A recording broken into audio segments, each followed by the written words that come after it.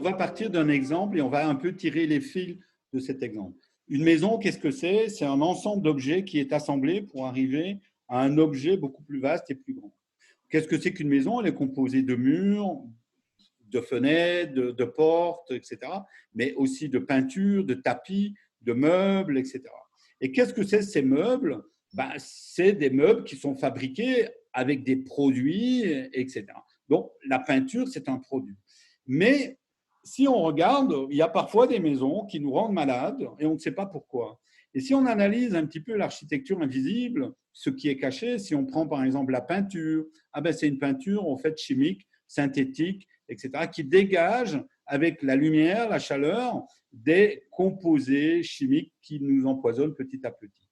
Et pareil pour les meubles. On peut avoir des meubles en plastique ou en meubles en synthétique, des salons en synthétique, avec de la mousse en synthétique, etc.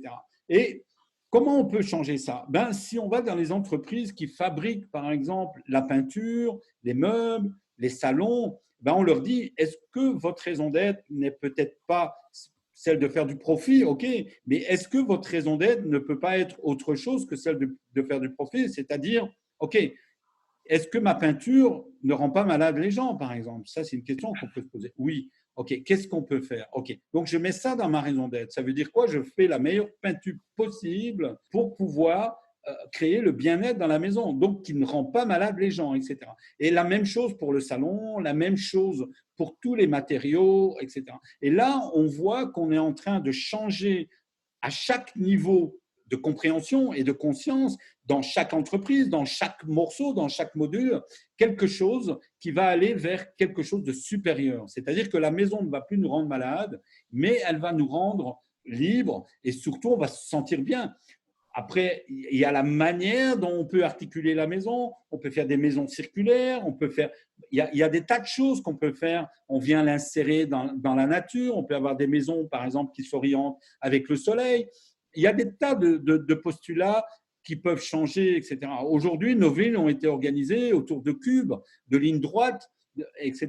Et si on fait des vires circulaires, on s'aperçoit que la navigation est beaucoup plus facile, fluide et naturelle. C'est-à-dire que instinctivement, on retrouve plus facilement son chemin parce qu'il y a un centre de chaque structure qui est organique. Ça, c'est un exemple, mais il y en a des milliers d'exemples. On pourrait prendre tous ces exemples. Et c'est ensemble, une fois qu'on s'est approprié tous ces outils, qu'on va pouvoir construire une société différente, une manière de faire différente, où les uns et les autres, on va commencer à veiller au bien-être, d'abord de soi, mais aussi des uns et des autres.